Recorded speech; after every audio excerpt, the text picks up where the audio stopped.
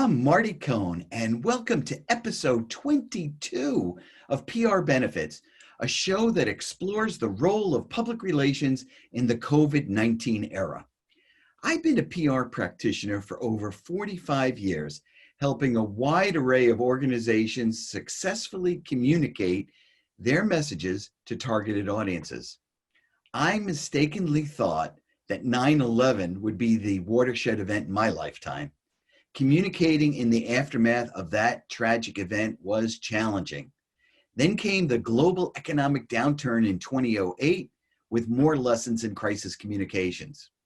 However, 12 years later, we have the coronavirus pandemic, and new challenges in uncharted waters have emerged. My guest today is Kristen Helvey, principal of Helvey Communications in Anchorage, Alaska. Wow, we'll have to figure out. I think she's going to win the record in terms of furthest north. Let me tell you a little bit about Kristen. Kristen has worked for over a decade helping leaders and staff at all levels drive communication improvement. She established Helvey Communications in 2010. Her teams have earned numerous awards for special events, communication materials, and campaign design, including a 2017 Public Relations Society of America Silver Anvil and the 2016 PRSA Alaska Grand Award for the development and implementation of a recent crisis communications plan. Kristen's Alaska Native heritage lured her home after completing a bachelor's degree in public relations at Oklahoma State University. To solidify a keen understanding of communications as it relates to business priorities, she completed her master's degree in business administration at Alaska Pacific University, where she now teaches marketing. Kristen serves as an officer and board member for Public Relations Society of America's Alaska chapter. Welcome, Kristen. Thanks, Marty. It's great to be here. Well, thanks for coming on the show. Anyway, so what I always enjoy is, learning about, the people who are going to come on the show. And I Googled you. I don't know if you can admit that. That's not stalking. I wanted to find more about, so what I'm really curious about is, how did you get started in public relations? Yeah, it's funny. Whenever anyone asks me that, I always wish that I had some kind of better story to tell. But really, I was doing my undergrad at Oklahoma State out in Stillwater, Oklahoma. And I was kind of to the point where I just had to pick something. And at the time, I was really a lot more interested in kind of sports medicine and nutrition and physiology and those kinds of things. But after doing a little digging into the requirements for those degree programs, I found that it contained some requirements I wasn't too excited about. So I actually kind of stumbled across the communications fields. I picked it, I went for it, and I'm thankful that as time passed, it really has become kind of a calling to me. So I came back to Alaska after I finished my bachelor's there, and I kicked off my career running public relations for a large tribal health organization based in Anchorage. To be honest, in hindsight, I was probably a bit in over my head. It was really a sink or swim kind of situation, but I had incredible supports. I loved the challenge of it, and I was determined not to fail. So as it turns out, tribal health, I don't know if you know much about it. I knew nothing when I got started in it, but it's fascinating. There's so many politics and policy and culture and tradition and innovation. It was actually a really exciting time, but fast forward a bit, I was getting ready to start a family, and I felt like I needed something that gave me a little bit more flexibility. And then around that same time, I had just finished my master's in business at APU. I was really obsessed with this whole how public relations and communications and what we do, how it should really drive business results and kind of always roll up to business results, right? And so for some crazy reason, I had thought that, hey, I'll just start my own business and that will probably give me some better work-life balance, right? In hindsight, that makes me laugh a little. But The stars aligned. My mentor that I had been working with throughout that kind of start of my career had run his own consulting firm very successfully for quite a few years, and he was getting ready to retire. So he was eager and willing to roll over some contacts to me, and I was able to keep my employer on contract, and it just took off from there. So it's been an exciting journey, but it's been a blessed one, and here I am more than a decade later, and it's been great. I've been able to work across industries that I once knew nothing about, and on projects that I never could have imagined. So it's been a lot of fun. Well, that's great. And I'm glad that I'm glad that you did, and I'm glad that you're enjoying it. But I want to take you back in time to pre-COVID. So go back 7 months, whatever. What would you consider? What would you consider some of the highlights of your pre-COVID 19 career? Oh, yeah. Oh, boy. That's a tough one because I've had the honor to really work with so many talented people. But I think one of the most profound moments of my career, it was a case that we've started to call when nightmares come true. The case itself was a really tough one. I remember it was a cold day. It was December in Alaska. I had taken the afternoon off. I was going to go do some Christmas shopping.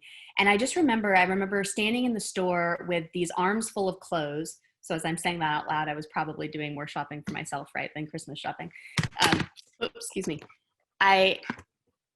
Sorry, Marty. We lost our stand here. Is that okay? Okay. So I was standing there in the store. I had my arms full of things, and I just remember scrambling for the phone. It was ringing, and so I got to it. On the other line is the CEO of a local tutoring company, and he had just been made aware that one of his long-time employees was under the investigation for the possession of child pornography. Now, when I say he had just been made aware, I mean he had just been made aware. He had found out that morning, and within just a couple hours, we were talking on the phone. And he wasn't sure exactly what needed to be done from a communication standpoint, but he knew that it could go south very quickly. And he wanted to get in front of it. He wanted to do the right thing. And he recognized that communications was going to play a really important role in doing this. So our work on this project was all about how we could help this company to communicate with its clients, with its partners, with the parents. That was a really big deal, of course, local authorities, and then, of course, also the media. So the subject matter and the crisis mode of this whole situation definitely made it one of the hardest experiences of my career. As a mom, this was a really tough topic to swallow just personally. But it drove a stake in the ground for me about right action. This company really came out in front of this issue immediately. The CEO took counsel well. He remained committed to transparent, to clear, to timely communication. And he made it a top priority to communicate with, right, not just to the audiences that the company needed to work with. He did it even when it was hard, even when it wasn't required. And what could have really ruined this company at the end of the day actually turned out because of this effort and because of this commitment. Not only did they not lose even one client, but in the following spring, they had record numbers in terms of client acquisitions and in revenue. What's more, the CEO received this outpour of support from people via email and social media, just conversations he had in meetings, just with a lot of gratitude about the way that he communicated through this event. Like you mentioned earlier, this was actually the case that went on to win the Grand Alaska PRSA Award, and then also a Silver Anvil in crisis communications. But even better than any award, I think this case for us really proved an important point, right? Effective, honest communication drives results. It drives success. And it goes a really long way even, and I would say actually especially in situations where the circumstances aren't necessarily ideal. So our teams worked really hard to carry that message forward and that approach forward as a point of focus with all of our clients ever since. Well, that's really great in terms of, looking back, and I'm glad that you won those awards. And it sounds like it was a real productive and a successful campaign. So now, what are you doing for your clients during COVID-19? Yeah, I think that's a great question. We work across a lot of different verticals or industries, right? So our role with our clients is really nuanced depending on the client. So, for example, we work with Catholic Social Services here in Anchorage, and CSS runs the largest homeless shelter for the state. And so, a lot of our work with CSS has been around crisis communications and content development. Focused on how do we address COVID-19 among and within the homeless population. We work with another client in a completely different field. It's a rural fishing lodge, a high-end fishing lodge called Bear Trail Lodge out in King Salmon, Alaska. And for them, they have such a short season that really they were ramping up just as COVID-19 hit. And they are getting ready to close their doors for the season right now. So they have been, they earn all of their revenue and do all of their business in a very short window of time. And clearly they've been very affected by this, right, as many other businesses have. So for them, it's been a lot about creating clear and up-to-date messages about safety measures, things that they are doing to keep clients safe. And additionally, just how clients can navigate those changing travel mandates, because of course the rules and the mandates are changing, at least here in Alaska, all the time. So helping clients to understand how to stay on top of those, what to expect, right? So they're not caught off guard, and helping people to understand when and how they can travel with less risk. So a lot of that work has been social media focused, direct kind of client relations type stuff, and media outreach. We had another project and we were really disappointed because although the project turned out well, it was going to be so exciting and so cool before this all hit, but it was a cross-country tour. It had a food truck and it had VR goggles, and it was a real experiential hands-on type of event. And it was a movie tour that was going to move across the country with all these things. And the whole idea was to help kind of rally people around this effort to save wild salmon in Alaska. And so when COVID hit, of course, we couldn't do any of those things anymore. So our team had to work really hard to find and to communicate new and creative ways to bring people together to support the cause without, of course, bringing people together. So still media and social media focused, but of course, with a lot of more special event type efforts and approaches. So really different, I think, ways that we're working with clients through this. But what we realize is that it always comes back to this common thread about how public relations really should be helping drive broader business goals, right? And so this overarching question or this approach hasn't really changed for us at all throughout these times. Although the way that we get there might look a lot different today, right? Audiences have way different priorities now. They've got different needs now. The channels that they're using, have shifted a bit. And so organizations' messages have to find ways to rise above more noise, but at the same time, without being tone deaf to these other important things that are happening in the world around us. So that's where our focus has been, even though it plays out in many different ways. Depending on the client, is just really helping clients to navigate these kinds of things by leaning on communication strategy and developing very clear communication strategy, and then the processes and the messages and the tools roll up to that. So just a quick follow-up to that. When you talk about the communication channels, so Mm-hmm. you're using a lot of social media to get the message out, and you said you're also using traditional media outlets as well, Mm-hmm. newspapers and things like that. Right. Has there been any change in your relationship with the newspapers during COVID? Yeah, that is such a good question. And I think, yes, so there have been differences, but it's not necessarily been really consistent differences. So let me explain. I think that it's been a lot tougher to, in some cases, to break through if you don't have hard news type stories, right? It's been a little bit more difficult to break through and sort of get attention on things that are not related to these really huge issues that our country is dealing with right now. Also, the news desks took, I mean, the way that they did business really changed, right? They were doing a lot more things online. They weren't showing up to events necessarily, especially in the beginning. And so we absolutely had to kind of change the way that we connected with them and not necessarily change, but I think be more sensitive to how can we help them to meet the needs of their store, which of course we're always focused on, but now that looks a little bit different in that, they have constraints that they maybe didn't have before either.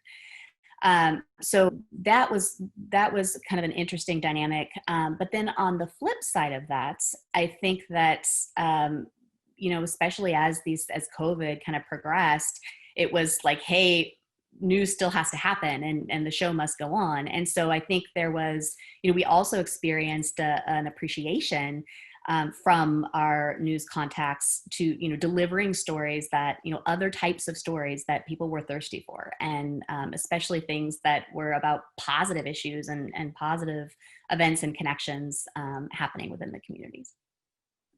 All right.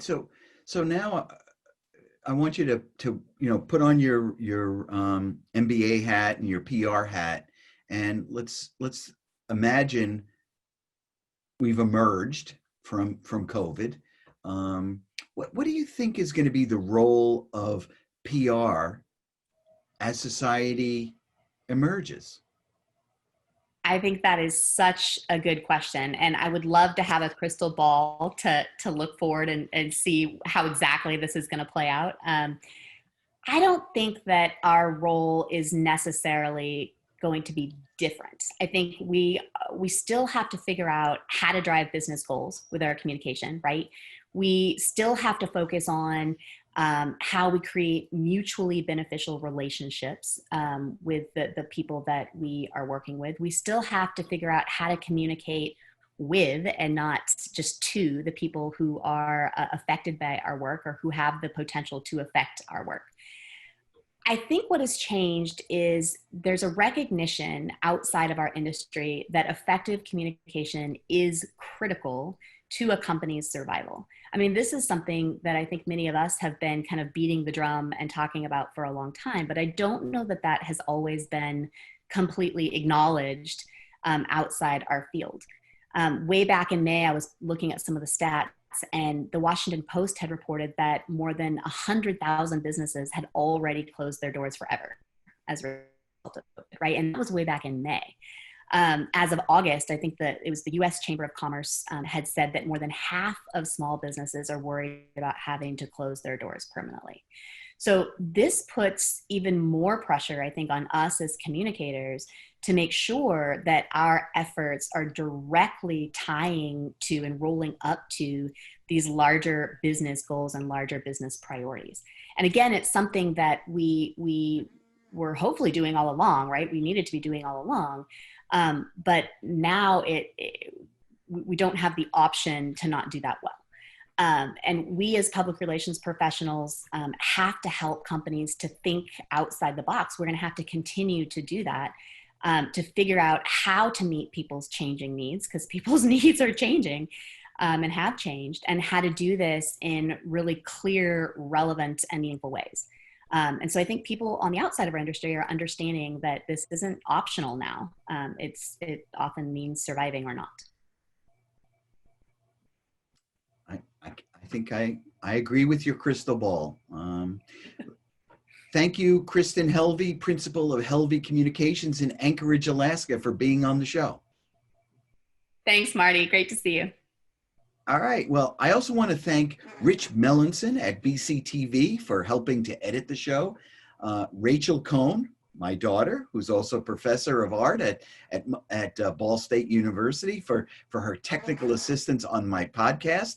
And also Twin Musicom for the music, Hat the Jazz, that you hear at the beginning and end of the show. I'm Marty Cohn in Vermont. Stay healthy.